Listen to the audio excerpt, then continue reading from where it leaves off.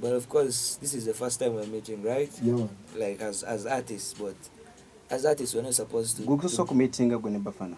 Yeah. First time. Yeah, first time like meeting. Mwesanze mu studio. Twesanze era nga tulina meeting mu studio because that's how you become productive as an artist. Simanya abantu abalala ba meeting nga ne babeereyo nga benyumiza ebiboozi biki ndaba beba tebigattako ekitegeera as abayimbi mulina meetingira mu studio cause ye office butuba nga tugenda kukola business yaffe erina kuggwera mu office y'abayimbi ye studio ekitegeera yaman. Yes, you don't know people. Greetings everybody. This is bafana minium. You don't know.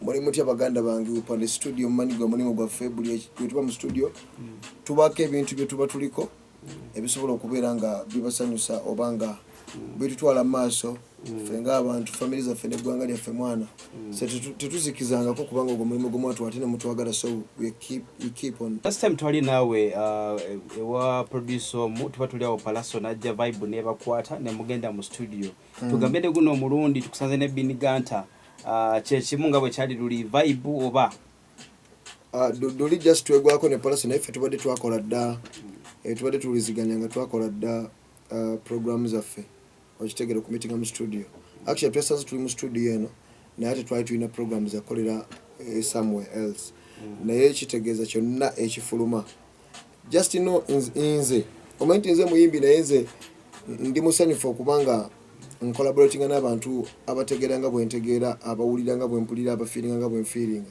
era abali proud okulaba nga baletinga ekintu ekyaddala kituuke ku bantu nga kyaddala so that you can keep on representing okitegeera the system kati kino kyaddala you know Gunter sounds muzimanyi atinanga naffe sounds zaffe muzimanyi so ekintu kikola collaboration ennungi eno dancehall collaboration bro yaddala so abantu balinde fire anytime we're dropping it to you. Ziza, yimba mwadde mwazize mu studio wede nga mutegese nzafunye omukisa oguluwulirako olubadde bazize luli already twategeka program naye tetwategeka luyimba bukati naife bwetuteka program yevaamu oluyimba kofe tetweteka kuba na luyimba tweteka kuba na program kati kyensinga okwebaza mu kino ekyaleero is meeting up with Bini because either ono guy is different. It does ali mu system ye so nawe kimanyi naffe tuli mu system yaffe kwamba collaboration eno nnungi nnyo nti nange mwennyini ennyumira okuwulira okitegeera so mu future nze mu style za Bini tusobole okukola kyokujja ekituufu tunyumiddwa nnyo nti tugenda kikipinga ono nga kigenda saabagenda kiwulira manyi bagenda kukola basanyufu kuba tu representing a true dancehall fusion Gunter Yeah. Awuli otokolako ne Jeno bafana mu dancehall vibe era ku side yo okukwatagana mukwataganye mutya nayo kulaba tulimba mu lukola nga bayimbi ba dancehall. First of all, I want to say big up everybody watching and greetings to the world. I don't know is a regional real and proper. Mr. Gunter straight out of Gunter City to the world now representing. As everybody knows in the Nimirira Okuba dancehall. Nensonga lwaki ndi mukwatagana ne muganda wange because as dancehall artist nja kuwako a little bit of background. Dancehall is street music okitegeera dancehall is for the people and dancehall is a lifestyle so from back then nze nali njagala nnyo music wa bafana okitegeera and good enough naye respecting awaka wange gwekukola and tuli banjawulo naye ate tuli kyekimu ekitegeera kyengezaako okugaa tuli banjawulo naye tuli kyekimu mu style because me I represent for new school dancehall uptown dancehall bafana kuba dancehall wennyini waddala okitegeera so at the end of the day kyetugezaako okukola right now sinakugezaako wabula kyetukola kwe kubeera nga dancehall is nice again we are putting it on top again.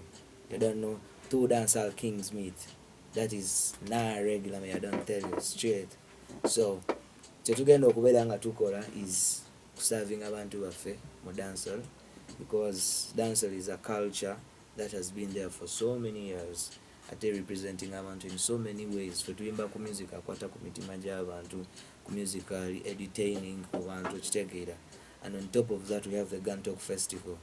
Gunter Festival is dancehall on the stage okitegeera kasi that's also one reason why ndi wano ne muganda wange because we're gonna bring dancehall on the stage. Festival tagenda happening just now. Agenda beranga buli mwaka celebrating dancehall same speed.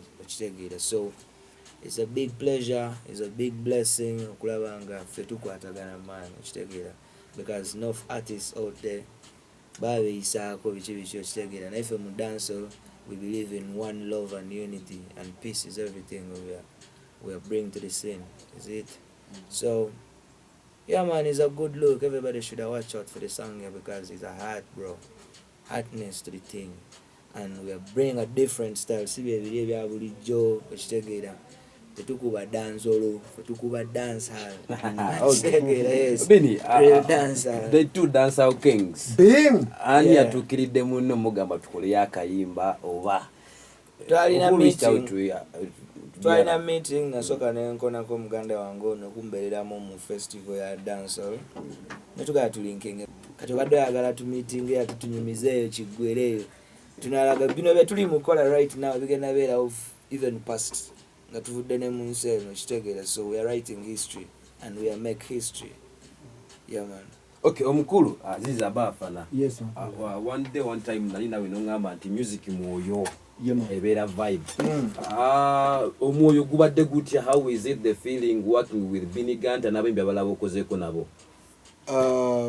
Just ndowooza Bini Gunter byonna abyogedde bulungi nnyo nti mu nsonga eno tuli mu kuleeta unit ebadde yaggibwawo ffe mu kutegeera okwaffe nti ffe twali tulowooza nti netusobola okubeera abamaanyi mu music ne music yajjamu amalibu ng'abantu bafollowing abantu for music okitegeera naye ate abantu ne bakyuka kati music abadde alimu ebintu kati nze ndi musanyufu okusanga Bini kubanga Bini ye muntu akipinza omwoyo gwa dancehall like realness okitegeera ey'okubeera nga nature agikeepinga enjogera entambula lifestyle Bini agikeepinga bulungi nnyo. So omanyi ate Bini he has grown up kubanga nze mbaddewo for some time okitegeera. So he has the new system okitegeera, so lifestyle era ndwadde wano nga nkuba rap ezaddala naye nga tejjukira we have the originality okitegeera wadde tuyinza okukopinga styles abali abasajja bakyali baffe abatusooka okukuba bino ebintu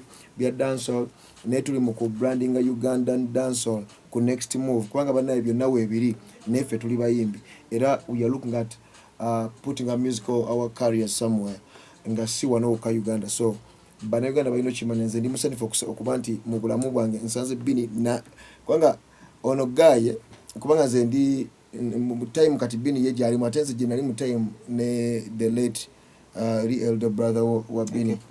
No bro, ekitegeera. So nga bw'omanyi kati era wedda ndi wano ngamba mwana kyali wange oyo twali tulyanga tubeera ffenna nga jjana nkyaleko nga naye alaba nzijja kati nga ye azoganya nnyo kati kyekimu ekitegeera engeri gye ndaba Bini nti juzi nabadde mulaba ne mukoonako yasooka okunkyekingako ekyo nenkiwa respect ekitegeera ne ngamba yes because bano ba new artists obamanyi bo bazze akaliro bazze buli kintu kyonna okitegeera tekirimu nnyonnyo kugenda kwegayirya abantu bo bazze balina okwekkiririzaamu nti gwe beera wooli kola ekituufu ensi ejja kukola ki ejja kunoonya. Kati ffe twagira mu system nga olina okgenda you kneel down for the DJ, you kneel down for the presenter, you have to kneel down for the producer, ngamba ebintu bingi era abantu mu time eyo bwoddawo n'obirowooza owulira n'ensonyi nga wali tomanyi bwakabiibo mu mbeera eyo. So kati omulembe guno ogulaba abaana babeera mu style keeping up system ng'etambula. So kyakabi nnyo oluyimba baluyita dancehall mugenda ddulya it's dancehall kati ffe nga mind it's about dancehall tuli dancehall tutambula dancehall. So kati oluyimba tuluyise dancehall so mugenda ddulya it's dancehall not raga. Yeah.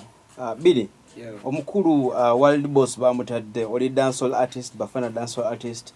What is your take oba kikyogera ku mbeera y'okuba nti world boss bamutadde omukulu yennyini Vybz Kartel? That's a sign, man. It's a sign eraga nti no kati dancehall is gonna be nice again. Dancehall is gonna be on top again because 98 or 90% of dancehall, of new school dancehall is Vybz Kartel. Okitegeera ate nga munaye kyajjanga kirabo eri dancehall cause kubana kubadde kungi okulaba nga Vybz akola ki ng'afuluma.